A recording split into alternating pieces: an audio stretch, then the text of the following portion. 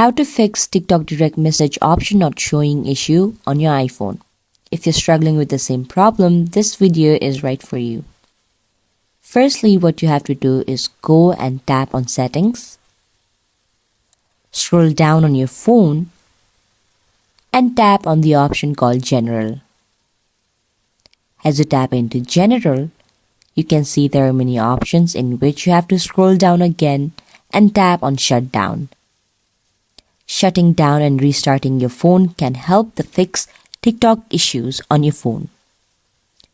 Similarly, the another step what you can do is you can go on your app, long press on your app, and clear the cache.